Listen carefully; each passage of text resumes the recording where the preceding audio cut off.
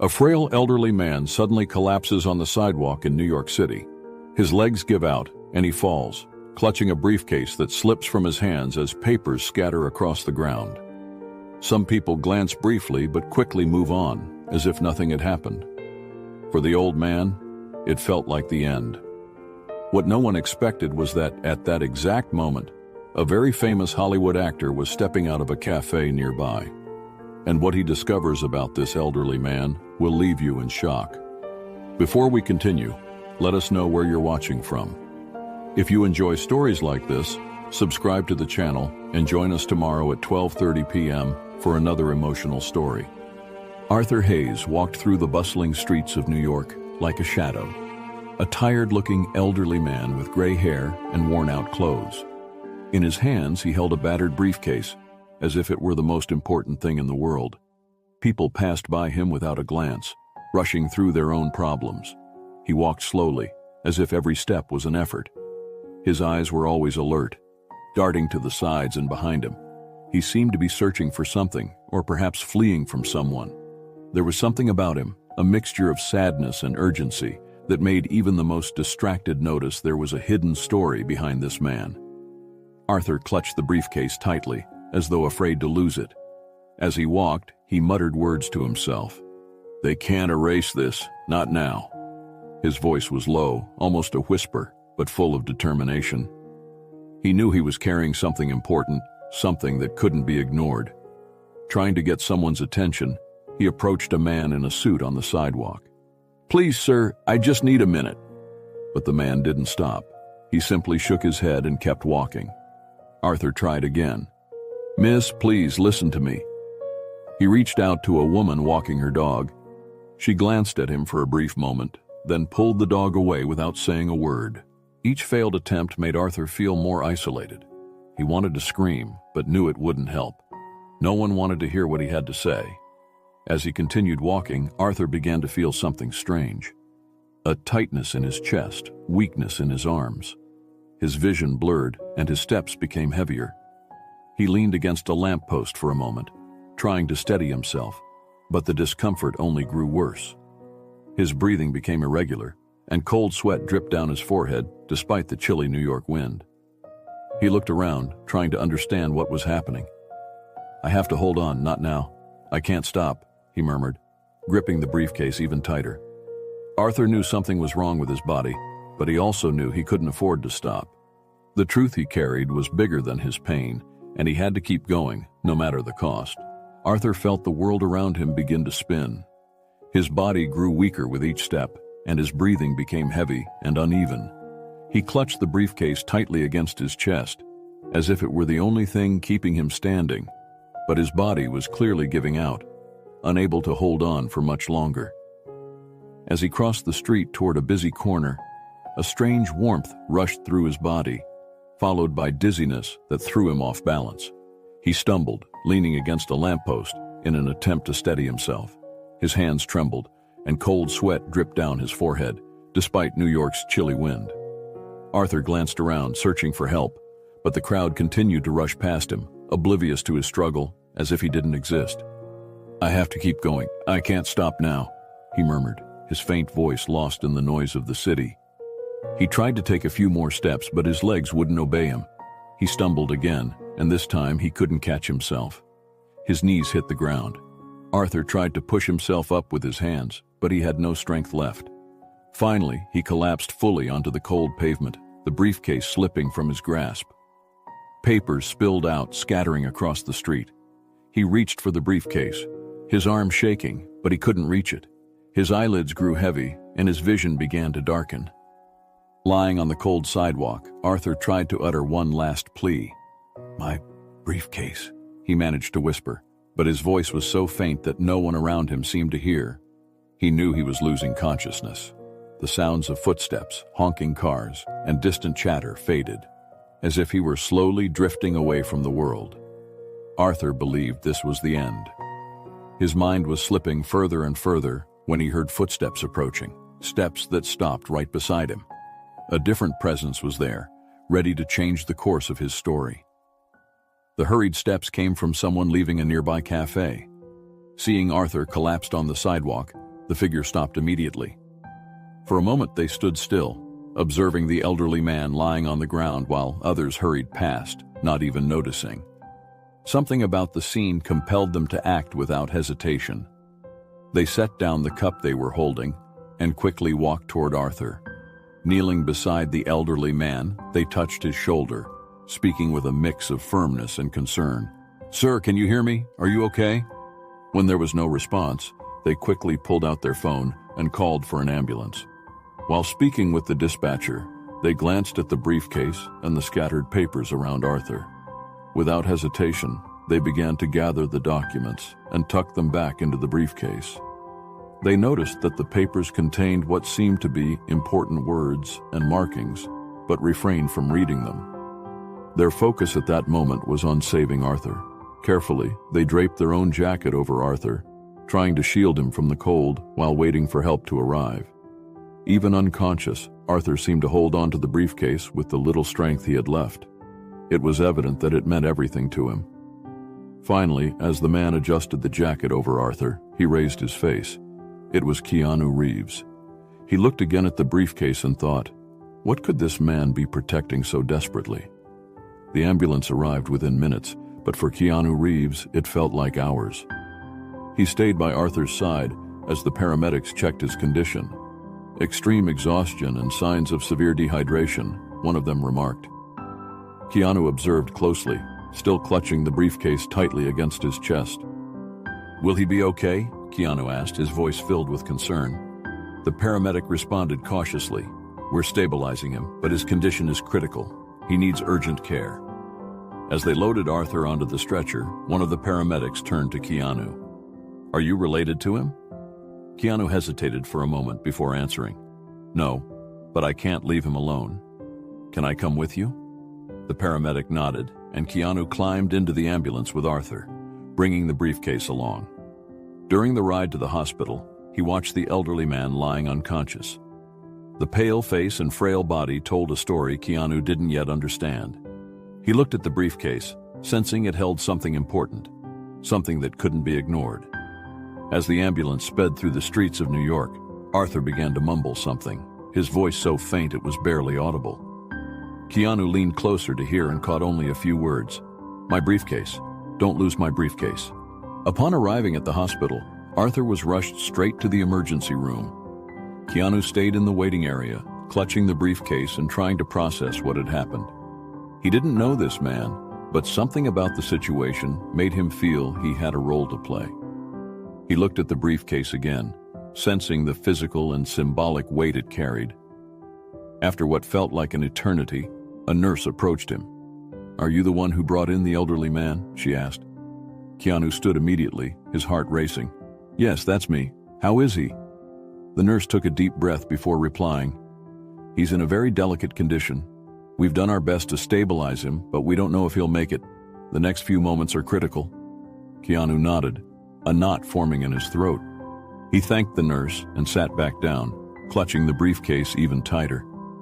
He stared at the emergency room doors, his gaze fixed, as if waiting for someone to come out with good news. But the silence in the corridor was suffocating. Pressing the briefcase against his chest, he thought, if he doesn't survive, what do I do with this? Who was this man? And why did this briefcase seem so important to him? Keanu Reeves sat in the hospital waiting room, clutching the briefcase Arthur Hayes had protected so desperately. The elderly man was being treated in the emergency room, and Keanu couldn't stop replaying Arthur's last words before collapsing. "My briefcase. Don't lose my briefcase." The silence in the corridor was oppressive. Keanu's gaze kept returning to the briefcase, intrigued by what it might contain. What could be so important, he wondered. He knew there was something significant inside, but for now, he chose to respect the elderly man's privacy. After what felt like hours, a doctor finally appeared. "Are you the one who brought the elderly man in?" he asked. Keanu stood up immediately. "Yes, that's me. How is he?" The doctor paused before answering. "We've done everything we can to stabilize him. He's in very fragile condition. We can't say for sure if he'll recover. The next few hours will be critical." Keanu nodded, feeling the weight of the doctor's words. He returned to his seat, gripping the briefcase tightly, almost as if it were an extension of Arthur himself. Whatever was inside, Keanu knew it carried the purpose of a lifetime. He stared at the emergency room doors, his gaze fixed. If he doesn't survive, what do I do with this, he thought, the responsibility pressing down on him. After some time, a nurse approached and informed him, "The patient is waking up. He's conscious but still very weak. You can see him, but please try not to push him too hard or make him move too much." Keanu followed the nurse to the room. When he entered, he saw Arthur lying in the hospital bed, pale and visibly exhausted. The elderly man's eyes opened slowly, focusing immediately on the briefcase Keanu was holding. "You stayed," Arthur murmured, his voice hoarse and barely audible. He extended a trembling hand toward the briefcase. Keanu moved closer to the bed, placing the briefcase within Arthur's reach. "Of course I stayed. I brought your briefcase. Everything is here," he said, trying to reassure him. He pulled up a chair and sat by Arthur's side, waiting patiently for him to gather his strength. Arthur clutched the briefcase with his frail hands, relief washing over his face. He looked at Keanu and murmured, "Everything that matters is in here. They can't take this from me." Keanu studied Arthur carefully. "I need to know, what's in this briefcase? Why is it so important to you?" he asked, his voice calm but firm. Arthur hesitated. His breathing was slow and labored, but he finally began to speak. "I spent my entire life working in a public school. I was a teacher for decades. I taught kids who had almost nothing but had big dreams." He paused, summoning his strength. "And then, I discovered something that changed everything." Keanu leaned in closer. "What did you discover?" Arthur closed his eyes for a moment, as if reliving a painful memory. "The school administrators. They were stealing funds, money meant for the kids, gone. Meanwhile, they lived like royalty. I saw the numbers, the reports. It all started to make sense. I tried to expose what was happening, but they came after me. I was fired, discredited. They destroyed my life." Arthur looked Keanu directly in the eyes, his gaze intense. "Everything I managed to collect, it's in that briefcase. Proof, documents. It's the only thing that can bring them down. But if they find out you have it, you'll be in danger too." Keanu sat in silence for a few moments, processing everything Arthur had just told him. He looked at the elderly man, then at the briefcase. "I don't know who these people are or what they're capable of," Keanu finally said. "But I do know you shouldn't have to face this alone. I'll help you. We'll find a way to get justice." Arthur smiled weakly, gratitude shining in his tired eyes. "Thank you. I knew I could trust you. You stopped when no one else did." As Arthur closed his eyes to rest, Keanu looked at the briefcase again. Now he understood that he was holding something far greater than he had imagined, and that it could change everything. Arthur remained weak, but the critical hours passed and he seemed to stabilize. Still, the doctors warned Keanu that his condition required intensive care. The tension in the room eased slightly as Arthur managed to drift into a light sleep, but Keanu knew the battle was far from over. He stared at the briefcase in his hands, feeling the weight of everything Arthur had shared. The story of corruption and embezzlement was severe, but Keanu still didn't know who was behind it all or how far it reached. All he knew was that Arthur had risked everything to protect those documents. As Keanu reflected, he felt a sudden urge. He opened the briefcase and began leafing through the documents. What he saw inside made his breath catch for a moment. Keanu didn't want to betray Arthur's trust, but he knew he needed to understand the situation better to help. Carefully, he opened the briefcase and began examining the papers. Among the documents, he found financial reports from the school, invoices, signed contracts, and even photos of records.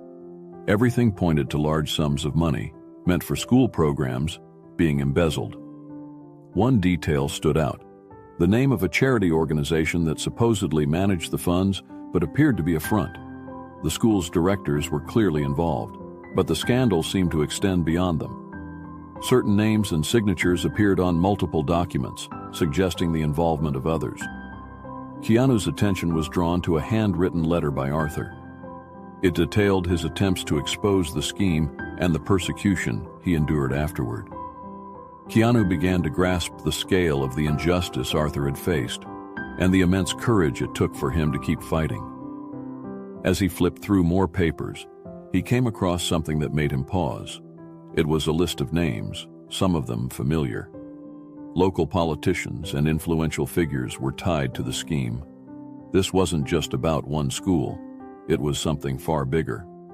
Later, when Arthur woke, Keanu was sitting by his side, holding the briefcase. The elderly man opened his eyes slowly and smiled faintly upon seeing Keanu still there.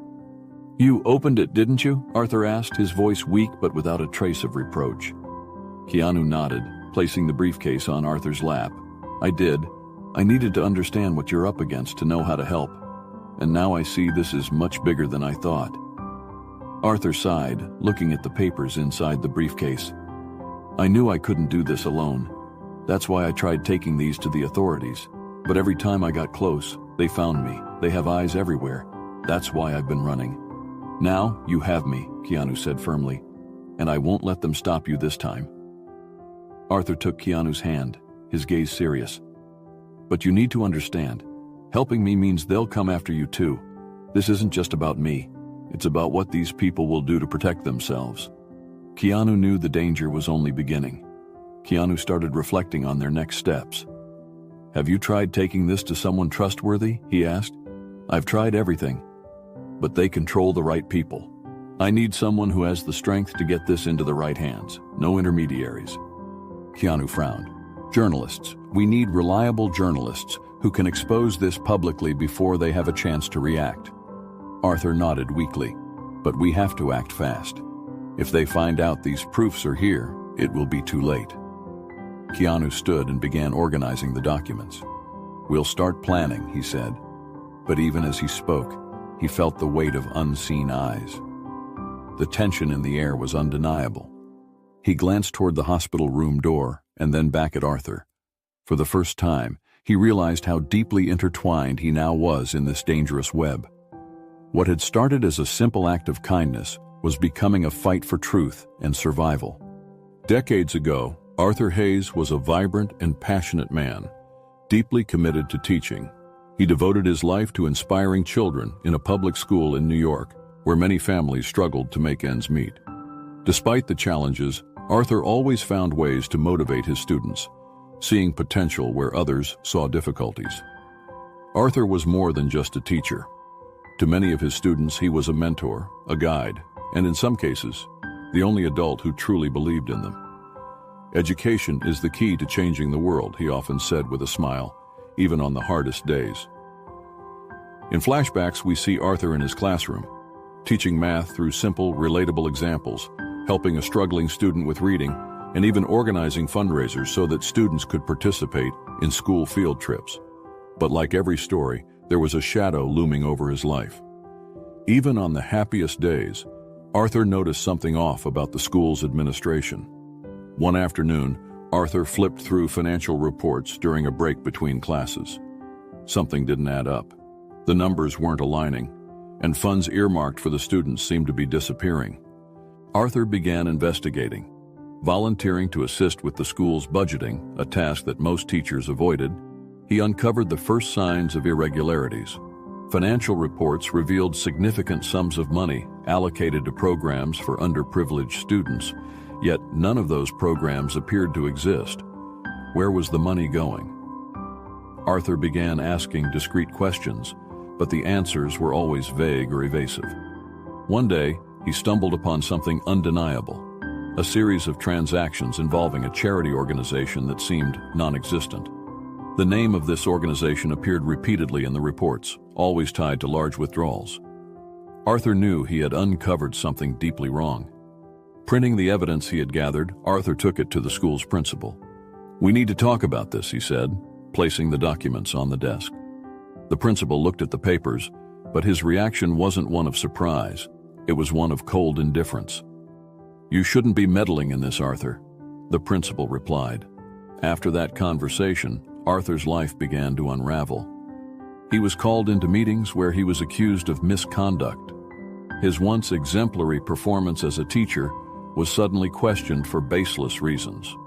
Within weeks, he was removed from his position and soon after, fired. "You think you can challenge the system?" the principal sneered during a final meeting. "People like you, no one will believe you." Arthur tried taking the evidence to local authorities, only to discover that many of them were complicit. Every time he presented the documents, he encountered closed doors or hollow excuses. He realized he wasn't just up against corrupt school administrators. There was a larger network protecting those who profited from the scheme. Discredited and unemployed, Arthur lost everything. His reputation was destroyed, and he was left completely isolated. That's when he decided to hold on to the evidence, waiting for the right moment to act. In one of his darkest moments, Arthur clutched the briefcase and told himself, "I'll protect this until my last day. They won't erase the truth." In the hospital room, Arthur recounted his story in vivid detail, and Keanu listened intently. He felt the elderly man's pain and frustration, but also saw the unyielding determination in his eyes. "You've lost so much, but you never gave up," Keanu said, his admiration evident. "That says a lot about who you are." Arthur smiled weakly. "The children deserve better. They're the real victims. If I can change this, it will all have been worth it." Keanu nodded. "I'll help you. This isn't just about you or them. It's about doing what's right. But we need a solid plan." Arthur grasped Keanu's arm with surprising strength, his gaze serious.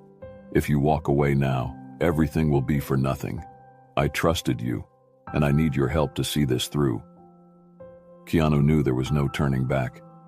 The weight of Arthur's words settled on Keanu.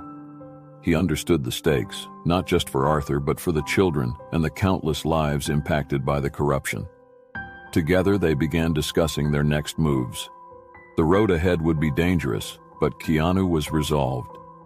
As he looked at the frail man before him, Keanu thought, "Sometimes the fight chooses you, and when it does, you can't turn away."